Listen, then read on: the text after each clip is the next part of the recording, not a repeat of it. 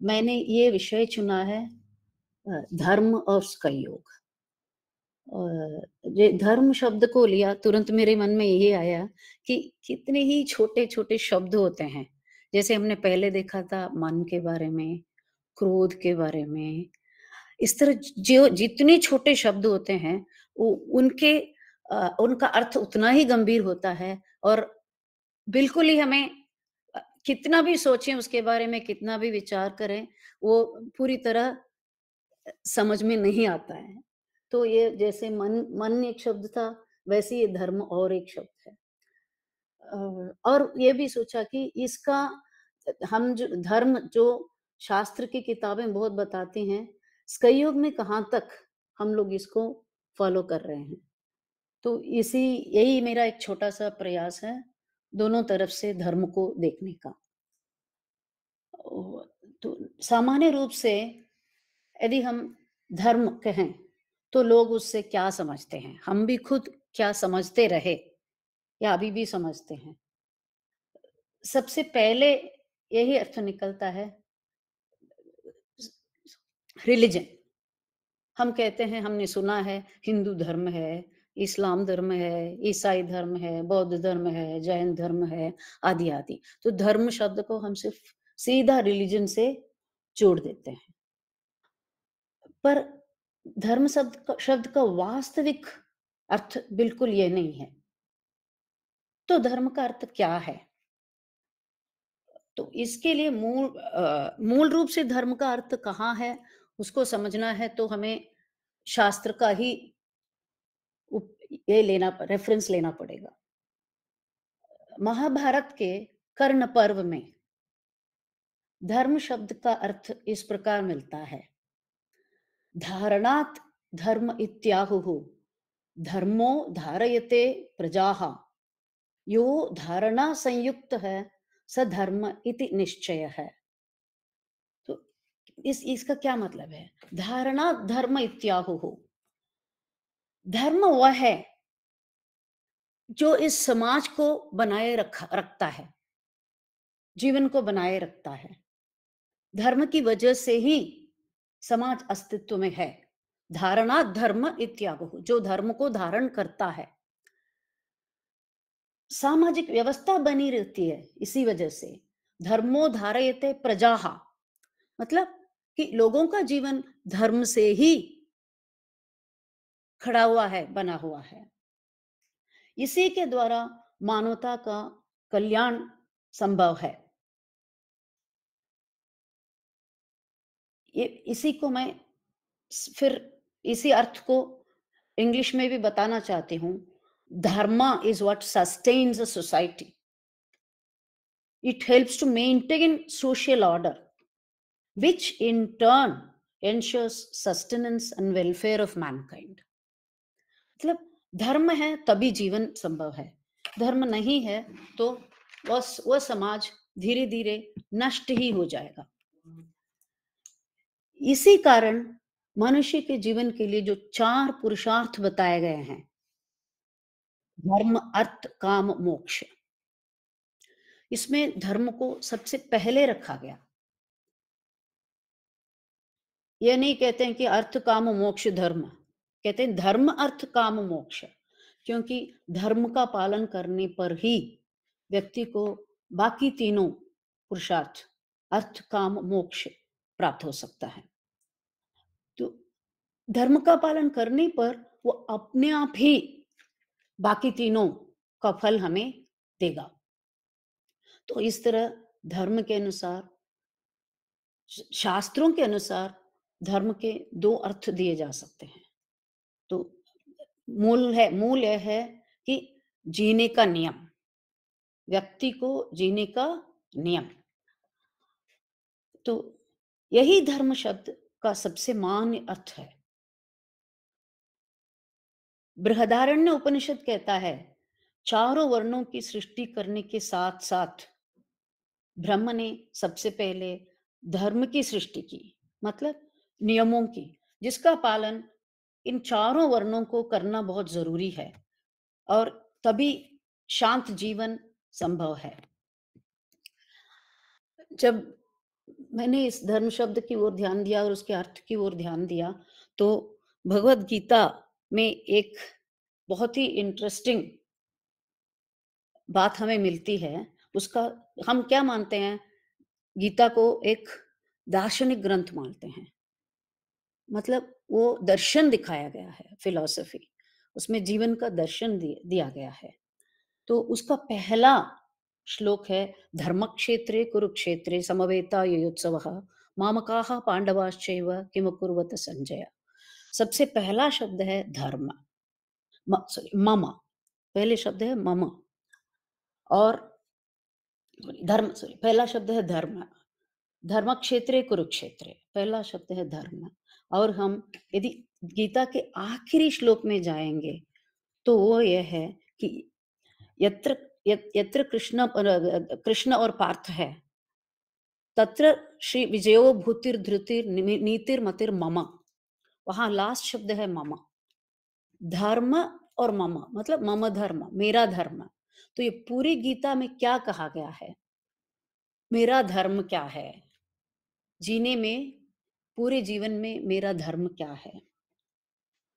शायद इसी आधार पर इस भारत भूमि को एक धर्म भूमि मानते हैं और हमारे धर्म को सनातन धर्म कहा जाता है।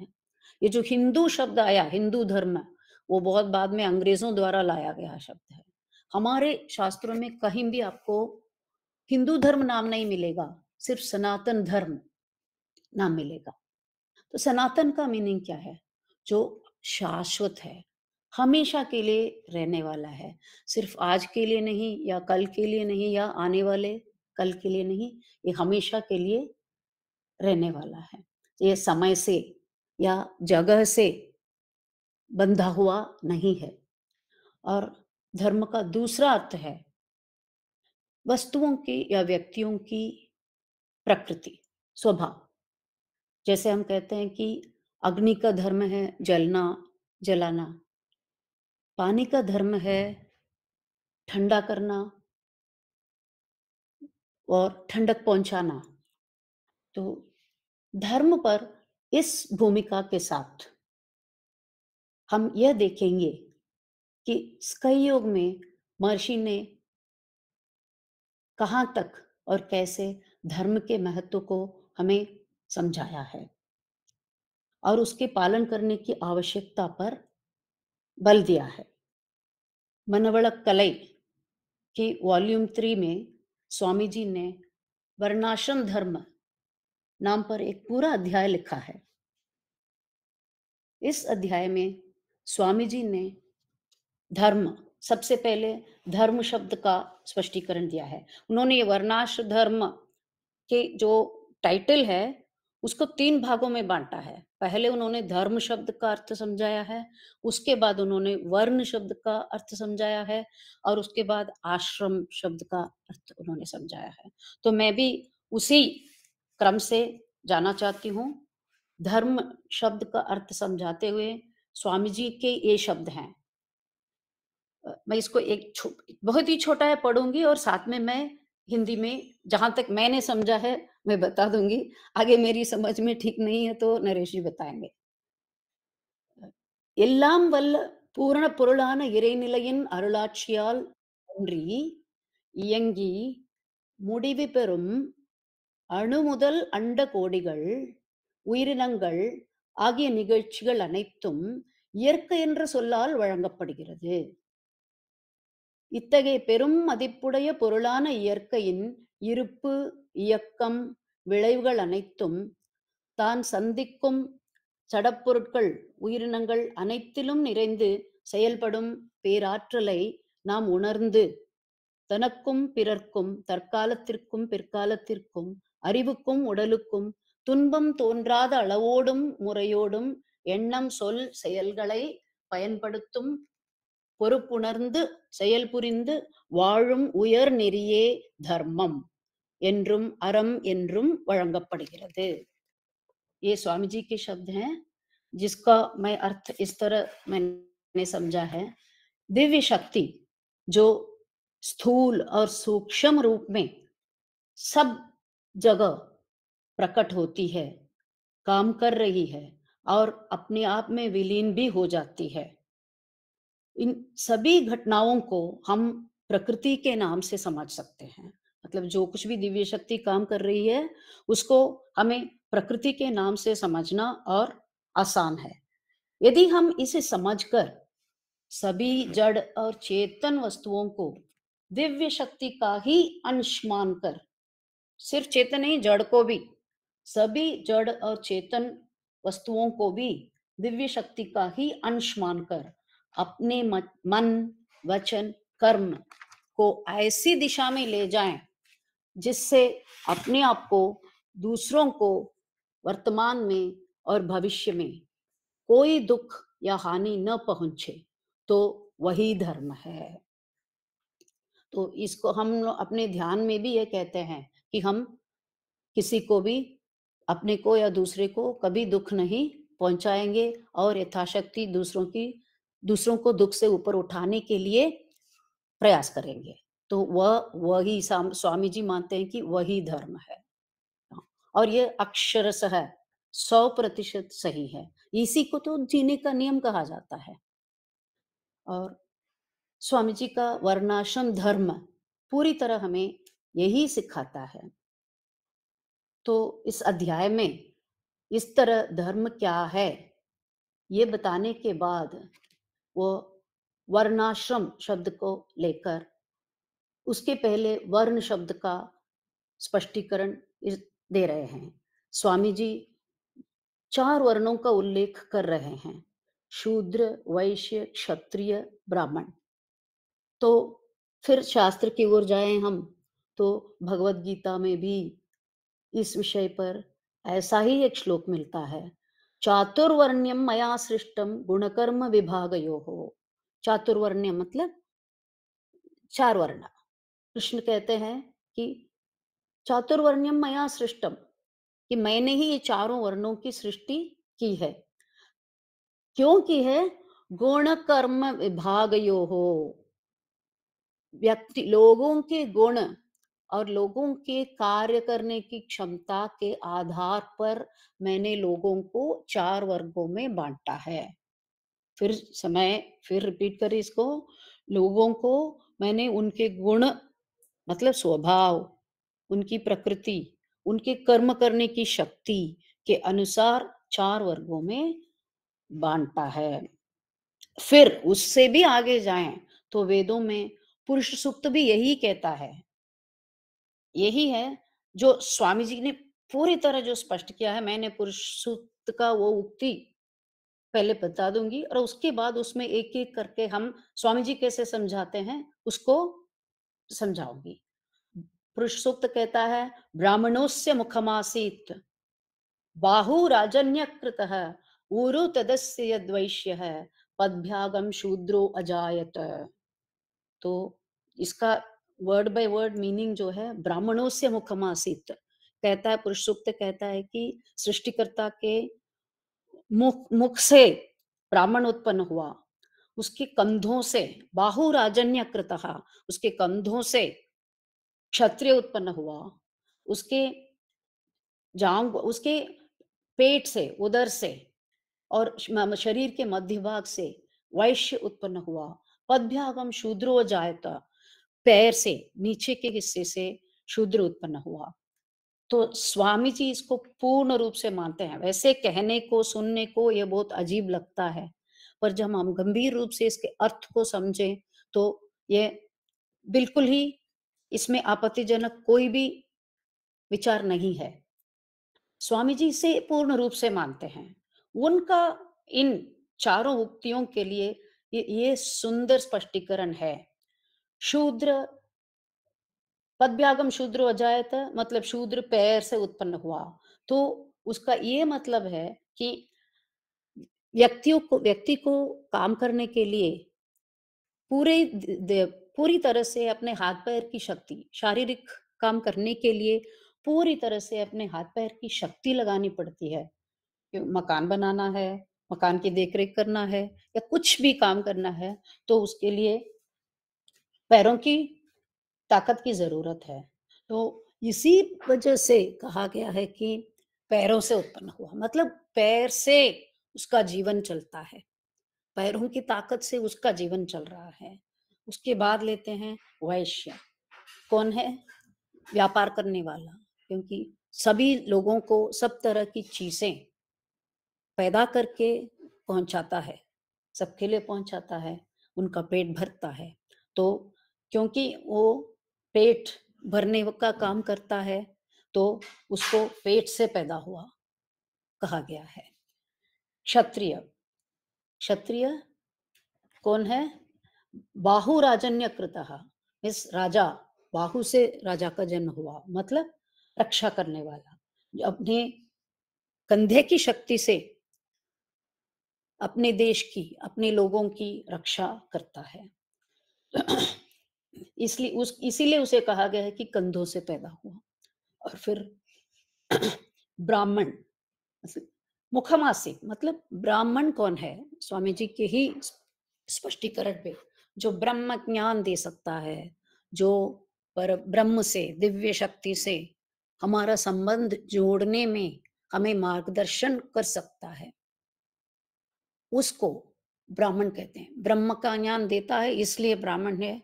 मतलब वो, उसकी बुद्धि तेज होती है, उसको उसकी समझ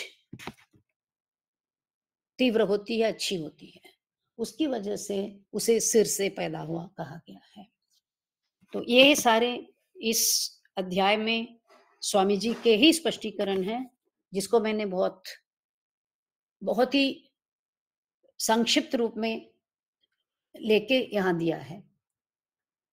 तो खेद की बात है कि गलतफहमी पैदा करने के उद्देश्य से इन सभी सूक्तों को, इन सभी श्लोकों को गलत अर्थ निकाल कर समाज में कई लोगों ने कई मनमुटाव, भेदभाव पैदा किए हैं, जिसको पूरी दुनिया और खासकर भारत देश कई शताब्दियों से सहता आ रहा है।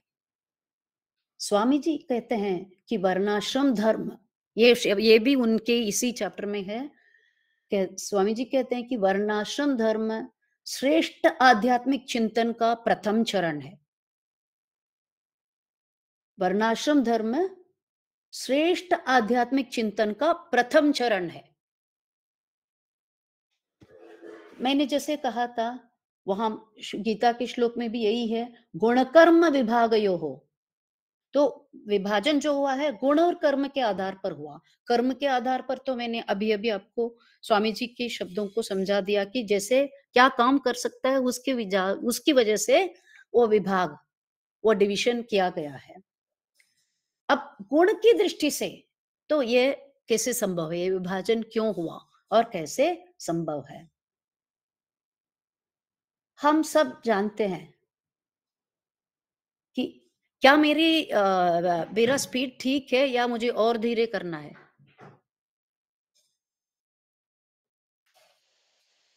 हेलो? हेलो? मेरी मैम मेरी बिल्कुल स्पीड ठीक ठीक है है या मुझे आप। और धीरे करना है? क्योंकि विषय थोड़ा क्लिष्ट है, इसलिए मैं चाहती हूँ कि मैं जानना चाहती हूँ कि ऐसे ही जा सकते हैं या और धीरे-धीरे बताना है? आप जा सकते हैं मैम, सेम पेस में जाइएगा, सब ठीक है। Thank you. ओके। गुण क्या है? तो हम सब जानते हैं कि मनुष्यों के 3 गुण हैं, सत्व, रजस, तमस, और ये सभी 3 गुण सब व्यक्तियों में है। ये नहीं कि किसी में पूरा का पूरा सत्व है, किसी में पूरा का पूरा रजस है और किसी में पूरा का पूरा तमस है, ऐसा नहीं है। हम में से हर एक व्यक्ति में तीनों ही गुण हैं।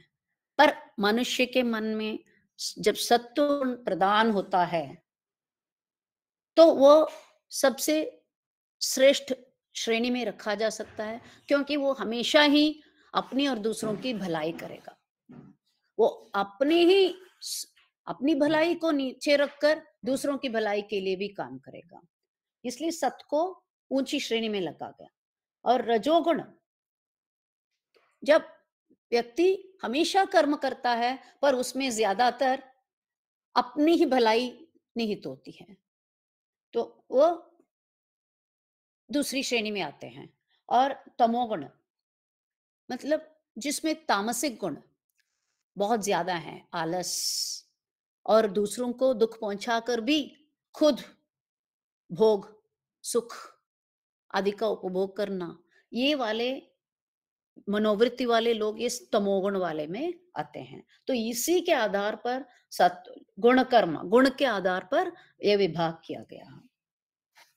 और स्वामी जी का वर्णाश्रम धर्म संबंधी विचार भी बिल्कुल यही है। कहीं भी न गीता में और न स्वामी जी के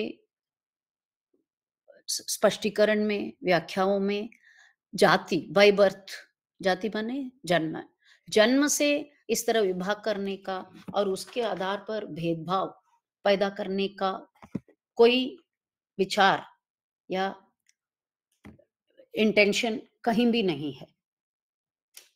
इस तरह वर्ण के बारे में समझाने के बाद स्वामी जी आश्रम शब्द के बारे में बात कर रहे हैं। शास्त्रों में इनके लिए दिए गए शब्द हैं ब्रह्मचर्य, गृहस्थाश्रम, वानप्रस्थाश्रम और सन्यास। स्वामी जी ने इन्हीं 4 सीढ़ियों के लिए इळமை நோன்பு, இல்லறம், அகத்தவம், தொண்டு, इळமை नोன்பு, இல்லறம், अगत्तवम, தொண்டு शब्दों का प्रयोग किया है। हर एक चरण के लिए वे निहित धर्म बताते हैं, मतलब हर एक चरण में मनुष्य का धर्म है, मतलब आचरण कैसे होना चाहिए, उसको भी उन्होंने समझाया है। यह इळமை नोன்பு जो है वो ब्रह्मचर्य का पर्याय है। इस संबंध में महर्षि कहते हैं कि मनुष्य के शरीर और दिमाग का विकास इस अवस्था में होता है।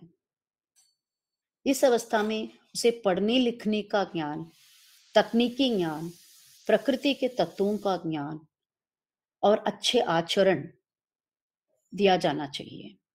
स्वामी जी कहते हैं कि इस अवस्था में बच्चों को यह ज्ञान भी दिया जाना चाहिए कि दिव्य शक्ति ही सर्वत्र काम कर रही है और इसीलिए उसके अनुसार अपने मन, विचार और कर्मों को नियमित रखना चाहिए। स्वामी जी कहते हैं इस अवस्था में शुक्राणु को शरीर से बाहर निकलना हानिकारक है, इसीलिए वे इसे इळமை नोன்பு, ब्रह्मचर्य का नाम देते हैं। ये व्यक्ति की 7 साल की उम्र से 20 वर्ष की उम्र तक की अवस्था है। गृहस्थाश्रम, तो इसमें इस इळமை नोன்பு ब्रह्मचर्य में इसका योग के अनुसार हमें क्या-क्या करना चाहिए, हम लोगों को पता है। बच्चों को अपना ये सरलीकृत अभ्यास या शारीरिक अभ्यास जो है उसे सिखाना बहुत ज़रूरी है। उसे इस अवस्था पर सिखाने से उसका शरीर स्वस्थ, तंदुरुस्त रहेगा, उसके प्राण शक्ति का संचार नियमित रूप से होगा, वो रोगों से मुक्त होगा, तो उसकी बुद्धि का भी विकास बहुत अच्छी तरह और सही रास्ते में जाएगा। तो इसके लिए इस उम्र में उसको ये शारीरिक अभ्यास 12 वर्ष तक के बच्चों के लिए शारीरिक अभ्यास शुरू कर देना चाहिए, ये हमें बताया गया है। और आगे का चरण है गृहस्थाश्रम, इल्लरम। स्वामी जी का कहना है कि और शास्त्र भी यही कहता है कि जीवन का ये सबसे महत्वपूर्ण आश्रम है, चरण है। ये 20 साल की आयु से लेकर 50 साल की आयु तक हम इसी में आते हैं। यही एक चरण है जहाँ मनुष्य का धर्म सबसे अधिक महत्व रखता है, क्योंकि यही एक चरण है जिसमें मनुष्य का धर्म ज़्यादा होता है, मतलब उसको पालन करने के नियम ज़्यादा भी होते हैं और बहुत ज़रूरी भी हैं, क्योंकि बाकी तीनों आश्रम में रहने वाले लोगों की ज़िम्मेदारी इस आश्रम में रहने वालों पर है। यह स्वामी जी ने बहुत ही विस्तार से इसे हमें समझाया है। कि पति-पत्नी का रिश्ता कैसे होना चाहिए, बच्चों को पालने के संबंध में हमें कैसे धर्म को अपनाना चाहिए, बच्चों के प्रति हमारी ज़िम्मेदारी क्या है, बूढ़े माँ-बाप की देख-रेख हमारा कर्तव्य है। यहाँ एक बहुत ख़ास मुद्दा है, जो मेरे ध्यान में आ रहा है। स्वामी जी हमेशा हमें यही बताते आए कि हमारा धर्म क्या है। तो यहाँ पर धर्म के लिए आप ड्यूटी ही समझ लीजिए, सही अर्थ निकल जाएगा, क्योंकि धर्म शब्द के इतने सारे अर्थ हैं। पर जब यहाँ आते हैं तो धर्म के लिए हमारा अपना धर्म क्या है, मतलब मेरा ड्यूटी क्या है? अपने प्रति, पति का पत्नी के प्रति, पत्नी का पति के प्रति, बच्चों के प्रति, समाज के प्रति, दुनिया के प्रति। तो इस तरह हमारे कॉन्स्टिट्यूशन में, संविधान में तो हमेशा राइट्स और ड्यूटीज़ कहा जाता है। राइट्स को पहले डाला जाता है और ड्यूटीज़ को बाद में डाला जाता है। पर न शास्त्र में राइट्स की बात की जाती है और न कहीं भी हमारे स्काई योग में। स्काई योग में ये नहीं था कि ये हमारा हक है, ये हमारा हक है, ये तुम्हारा हक है। ऐसे हम नहीं बोलते। जा उल्टा, जबकि हम शास्त्रों में भी और स्वामी जी के सभी सीखों में हमारे कर्तव्य, धर्म का उल्लेख है। इसका आशय यह है कि यदि हम अपने कर्तव्य का पालन दही सही ढंग से करेंगे, जैसे मैंने कहा धर्म, अर्थ, काम, मोक्ष, यदि हम अपने धर्म को का पालन सही ढंग से करें, तो हमारे राइट्स अपने आप सुरक्षित हो जाएँगे, अपने आप हमें मिल जाएँगे। जैसे उदाहरण के लिए लीजिए, एक पति ने पत्नी के प्रति अपने धर्म को सही ढंग से फॉलो किया है, तो पत्नी को अपना हक माँगने की ज़रूरत ही नहीं होगी, वो अपने आप मिल जाता है। इसी तरह पत्नी का पति के प्रति, यदि उसने अपने पति के प्रति अपने धर्म को अच्छी तरह निभाया है, तो वहाँ पर हक की बात ही नहीं उठती, हक अपने आप ही आ गया है। कोई शिकायत, किसी को एक-दूसरे से कोई शिकायत ही नहीं रहेगी। तो ये देखिए कितना अच्छा और ऊँच विचार है। व्यर्थ में झगड़ा पैदा करने की या पैदा होने की यहाँ कोई गुंजाइश ही नहीं है। और जि गंभीर दृष्टि से देखें, तो ये सब इतना सुंदर लगता है और इतना प्रैक्टिकल लगता है कि हमें लाइफ में समस्याएँ कम से कम हो जाएँगी। इसको छोड़कर हम कई बार देखते हैं कि लोग राइट्स के लिए लड़ रहे हैं, राइट्स के लिए लड़ रहे हैं, पर धर्म के बारे में भूल जाते हैं। अ, और तीसरा चरण है वानप्रस्थाश्रम, जिसको स्वामी जी आहत्तवम कहते हैं। अगत्तवम मतलब अपने अंदर झाँकना, अपने मन और प्राण शक्ति पर ध्यान लगाना। तो शास्त्र के अनुसार वानप्रस्थ क्या है? जो भी व्यक्ति गृहस्थ में था, उसको वो गृहस्थी का छो पूरा भार छोड़कर कहीं जाके कुटिया में या जंगल में जाना पड़ता है और वहाँ पर जाकर देखिए, मतलब वहाँ पर भी वैसे वानप्रस्थ में भी व्यक्ति अकेला नहीं जाता। वो अपने मुनि भी होते या राजा भी होते, अपनी पत्नी के साथ ही जाते हैं। तो मतलब कि वहाँ पर भी पति-पत्नी का धर्म चालू रहता है। एक का एक का जब तक अंत ना आए तब तक वो चालू रहता है, या जब तक पूरी तरह से संन्यास ना लिया जाए, तब तक वो पति का पत्नी के प्रति धर्म और पत्नी का पति के प्रति धर्म वहाँ भी वानप्रस्थ में भी चालू रहता है। वानप्रस्थ में कोई भी अकेले नहीं जाता। कोई वो पति या पत्नी ज़िंदा है तो उसको साथ में ही ले जाना पड़ता है। पर हमारे स्वामी जी के वानप्रस्थ अगतवम के लिए इस तरह घर-बार छोड़कर जाने की ज़रूरत नहीं है। यहाँ पर अन्य सभी चरणों के साथ-साथ ही, जैसे ब्रह्मचर्य में 12 साल के बाद और गृहस्थाश्रम में भी या संन्यास में भी ये अगतवम चलता रहता है। चलना ज़रूरी भी है, क्योंकि इसी से अ, चित्त और दिन ब दिन शुद्ध होता जाता है और दिव्य शक्ति से अपने संबंध का अनुभव और अधिक होता है। तो इस तरह ये जो गृहस्थाश्रम है, सॉरी वानप्रस्थाश्रम है, स्वामी जी का अगत्तवम है, वह अन्य सभी चरणों के लिए एक पूरक है। It is a complementary, substitute नहीं है। इसका साथ हमेशा साथ में चलना, अगतवम का चलना अन्य सभी चरणों के लिए भी आवश्यक है। और चौथा चरण बोलते हैं संन्यास, जिसके लिए स्वामी जी ने तोंडु मतलब सेवा, सर्विस का शब्द दिया है। जब मनुष्य अनुभवपूर्ण रूप से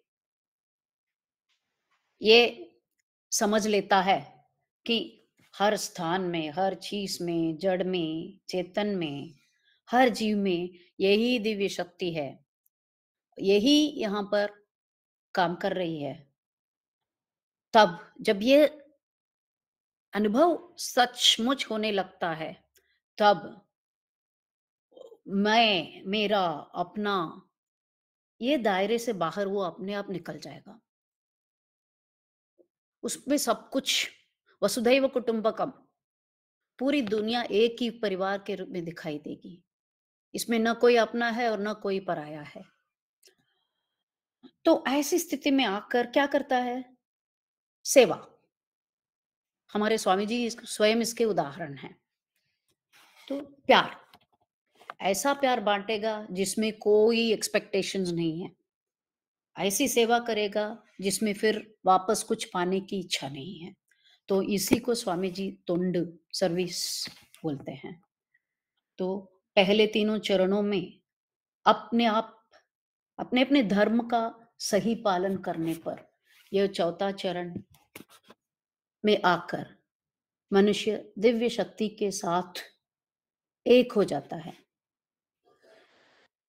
हर एक व्यक्ति में जीवन के लक्ष्य की प्राप्ति के लिए जीवन के लक्ष्य की प्राप्ति के लिए मतलब यदि हम चाहें कि हमें मोक्ष चाहिए, ये मोक्ष का अर्थ आप अपनी दृष्टि से समझ सकते हैं। जो यहीं पर रहते हुए भी मोक्ष का अनुभव हो सकता है और मरने के बाद भी उस आत्मा को मोक्ष, मुक्ति मिल जाएगी। तो उसके लिए ये चारों चरणों में अपने-अपने धर्म का पालन करना बहुत ही ज़रूरी है। इसमें कोई दूसरा मत नहीं है। इस तरह अब हो गया धर्म शब्द, वर्ण शब्द और आश्रम शब्द तीनों की व्याख्या और स्वामी जी का दृष्टिकोण। और इसके बाद अब एक साधारण धर्म का भी उल्लेख है। साधारण धर्म और सामान्य धर्म, जो शास्त्रों में भी बताया गया है और स्वामी जी ने भी इन सब की ओर बहुत आवश्यकता की दृष्टि डाली है। मनुस्मृति में 10 सामान्य धर्म बताए गए हैं। वो इस प्रकार है: धृति, शम, दम, अस्तेय, शौचम, इंद्रिय निग्रहम, धीहि, विद्या, सत्यम, अक्रोधः, दशकम धर्म लक्षणम। दीज 10, ये सारे 10 जो हैं, धृति माने पेशेंस, सहिष्णुता, शम अपने सभी पांचों इंद्रियों का निग्रह, दम मन का निग्रह, अस्तेयम और किसी के वस्तु पर वस्तु को अपना मानना या उनसे हड़प लेने की इच्छा न होना। शौचम प्योरिटी, जिसको मोरालिटी। धीहि मन की ताकत, मन का बल। विद्या, विद्या सभी प्रकार की विद्याएं इसमें हैं। जो दुनिया की विद्या है, जो कि रोजी रोटी कमाने का है, और ब्रह्म विद्या भी इसमें है। सत्यम, हमेशा सत्य बोलो। अक्रोध है, क्रोध नहीं करना। दशकम, ये सभी 10 धर्म लक्षणम, धर्म के कैरेक्टरिस्टिक्स हैं, धर्म का डेफिनेशन है मनुस्मृति के अनुसार। और ये दे देश या काल से बंधा हुआ नहीं है। मतलब ये सब और सार्वभौमिक है, यूनिवर्सल है। ये सभी जो 10 हैं, ये नहीं कि कलयुग के लिए है या त्रेता युग के लिए था या सतयुग के लिए था या द्वापर युग के लिए था। ये सभी युगों के लिए और आगे कितने भी युग आएँगे, सब तभी भी ये लागू होगा, सनातन है। और ये समय से नहीं है कि कभी आज के लिए है, कल के लिए है, ऐसे समय से भी बंधा हुआ नहीं है। ये इसीलिए इनको महाव्रत, ग्रेट पेनेंस, बहुत बड़ा तप बताया गया है। और स्वामी जी ने इनमें से एक-एक को एक-एक सामान्य धर्म को लेकर हमें कुछ सीख तो ज़रूर दी है। हमारे इंट्रोस्पेक्शन में मन को नियंत्रण में रखना, अपने विचारों को अपने अधीन रखना, विचार का गुलाम नहीं बनना, विचार को अपना गुलाम बनाना, आत्मविश्लेषण द्वारा अपनी कमियों को पहचानना, क्रोध को नियंत्रण में रखना, सत्य बोलना। सत्य बोलने के बारे में कल मुझे नरेश जी ने कुछ बात बताई थी, उसको मैं यहाँ पर शेयर करना चाहती हूँ। स्वामी जी ने सत्य बोलने के बारे में एक शब्द का उपयोग किया है, नागरिगम। नागरिगम मतलब जैसे बोलते हैं कि मन से, वचन से, कर्म से हमें शुद्ध होना चाहिए। उसी तरह यहाँ पर ना माने वाक, हम जो भी बोलते हैं। अगम माने अपने अंदर जो विचार बैठे हुए हैं, उल्लम, वो वहाँ पे जो स्टॉक है, हमारे विचारों की जो स्टॉक है, और इरिगम, उसको हम अपने विचारों को तरंगों के रूप में कैसे बाहर निकालते हैं। तो ना, अग, इरिगम, वाक, मन और विचार तरंग। इन तीनों में जब एकीकरण हो, हार्मनी हो, वही सत्य है। यदि इन तीनों में वे तीनों अलग हो जाते हैं, हम अंदर से बुरा सोचते हैं, बाहर से अच्छा बोलते हैं, या अंदर से अच्छा सोचते हैं, बाहर से बुरा बोलते हैं या झूठ बोलते हैं, तो वह हमारे लिए सबसे पहले हमारे लिए हानि पहुंचेगा। दूसरों की हानि बाद में, पर अपने लिए, अपने तन और मन के लिए वो हानि पहुंचाएगा। इसीलिए विचारों की शुद्धता, स्वामी जी विचारों की शुद्धता और वचन की शुद्धता पर बल देते हैं। और दूसरों को दुःख न पहुँचाना, ये तो हमारे योग का मंत्र है कि दूसरों को ऐसा कोई भी काम ना करें जिससे दूसरों को दुःख पहुँचे। और विद्या की आवश्यकता पर स्वामी जी ने बल दिया है।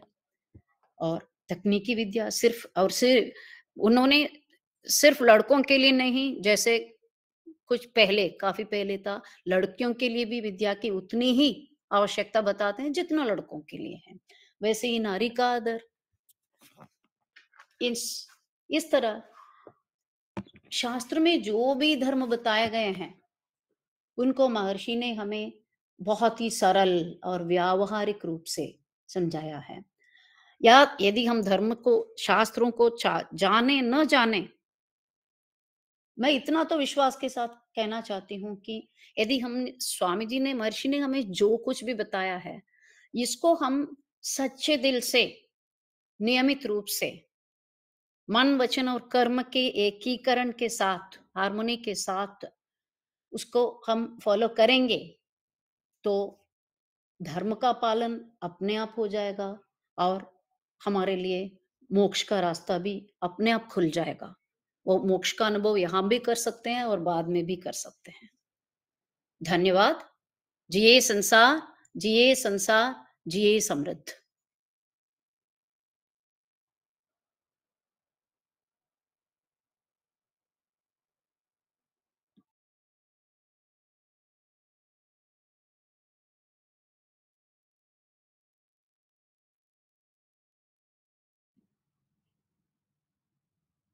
हेलो,